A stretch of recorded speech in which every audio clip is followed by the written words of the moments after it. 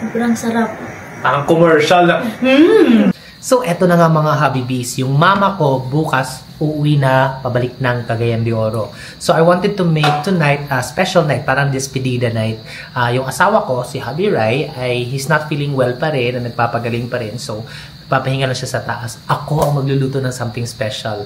Buti na lang, meron tayong contact nung seafood dealer dun sa Dampa para makakapagpalala-move ako dito ng mga fresh na seafood. So, parating na yun, malapit na. May crabs ako, may tahong, at may swahe ako na malalaking swahe.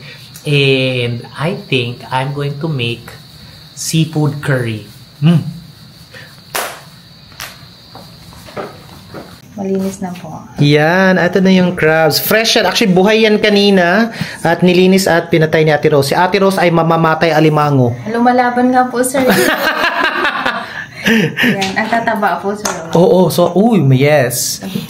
Kaya, alam mo ba, kahit sa palengke, ang hirap makahanap ng malalaki at maaligi at quality na alimango.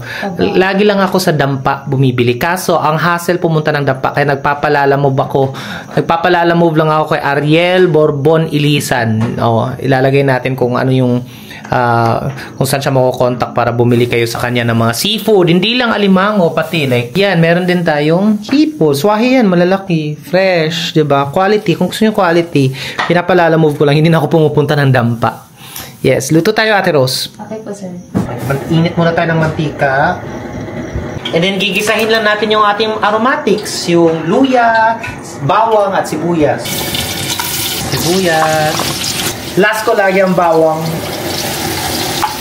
Dito pa lang sa paggisa, nilalagyan ko na yan ng asin, paminta. Nilalagyan ko na rin siya ng shrimp na cubes. Then, maglalagay ako dalawang powder. Isang curry powder and isang turmeric powder. Mga isang tablespoon lang siguro each.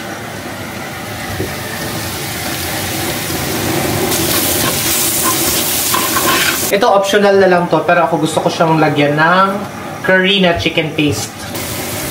Ganyan. Siguro mga konti lang. Tansya-tansya lang din. Grabe, ang bango, Lins. Ang bango po. Right? Sige, halo na natin yung gata natin. Lagyan din natin siya ng tanglad. Diba? And then, maglalagay na tayo ng patis. A little bit of brown sugar. Tansya-tansya lang din. Pampabalanse lang ng lasa.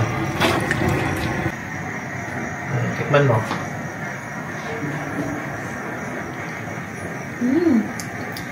Sobrang sarap. Parang commercial na. Walang eme yun. Totoo, hindi acting. Hindi po. Sobrang sarap talaga. Ayan, kumukulo na nga siya. So, lagay na natin yung alimango. Grabe yung aligilins ko. Taba. Taba. Kaya sabi ko kay Bob, maaga mong ihatid si Lindy dito sa bahay, galing sa building, kasi I'm sure paborito niya to. Sarap ng... May option kayong lagyan ng sili to para spicy, pero hindi ako maglalagay because si Lindy Tots ay ayaw ng spicy, hindi ko makain. Sarap po. Malaki ng crabs. Thank you, Ariel, sa pagpili ng mga quality na crabs for me. Ano po yung mas mataba, sir? Babae yung bakit? Mataba silang pareho. Bakit ka natatawa? Ayun. Bakit? Ako bakla, mataba ba ako? Ano po pala yung mas masarap, sir? Babae o bakla? Ay, depende kung sino ang tinatanong. Kung asawa ko ang tinatanong, syempre mas masarap ang bakla. Charot lang. Silang dalawa mataba, pero ang babae kasi mas matigas yung aligi, mas rich orange. Tapos yung bakla naman na alimango, yung kanyang aligi ay soft and yellow. Since nag-change na yung color niya very slightly, pwede na natin ihalo yung shrimp. Ilalagay na rin natin yung tahong.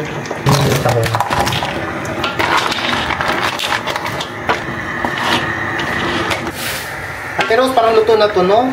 Tingin mo. Opo, sir. Nakabuka na po yung tahong. Kaninong tahong nakabuka? Yung kay Ate Julie. Kay Ate po. Ikaw, Lindy, bawal bumuka yung tahong mo. Mag-aral ka muna. Luto na to? Grabe!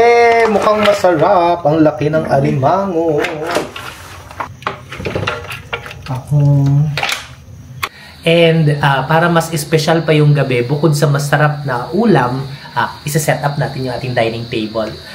Lalabas ko yung aking favorite na bilao as our placemat natin or charger plate bago yung pinggan. Diba? Laging favorite nyo to, alam ko. Ito ibigay ng aming friend, si Doc Jinky. Mga gift niya itong mga colorful na coaster. May mga friends kami magtatanong lagi na pag, for example, may special occasion, ano ba dong gift pwede nilang ibigay sa amin na matutuwa kami. Sa amin, anything that is household, anything na pangbahay. Pwede sa kusina, pwede sa dining, pwede sa sala, sa kwarto, basta pangbahay, natutuwa ako. Na-miss ko na din gamitin to. Actually, these are pasta bowls, pero pwede din siyang regular dining na plates. And this is our dining setup for tonight's special dinner for Mama's Despedida, going home to CDO. Curry seafood. Yan lang ulam. Isa lang kasi ako lang nagluto. Nakakapagod kung madami. And syempre may fruits natin on the side. Ayan, tawagin na natin silang lahat. Baby, kain na. Let's eat! Mama, kain na tayo! No. Wow, dami ulo. Sarap. Sa taas, Lindy. Kain na, upo na kayo. Hey, Julie. Let's eat, let's eat. Kaya tayo. Kain na. Tanungin natin sila kung masarap ba yung food. Si Mama muna, titikman niya yung sabaw. Is it rich? Ang tamis.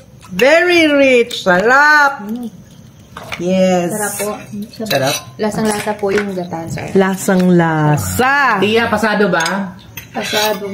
Hindi ba undercooked yung hipon? Tama ba yung luto? Okay, ayos lang. Hindi dumidikit yung balat din. Hindi, okay Ganda. Okay, si Lindy, favorite niya ng crabs. Sarap po. Okay, let's eat. Thank you for cooking. Favorite ng batang to ang crabs talaga. Kaya sabi ko talaga, umuwi na siya para makasama siya dito. Let's eat. Thank you for cooking. I love you, Mama. This is for you because uwi ka na. Yay! Thank you, Kuya.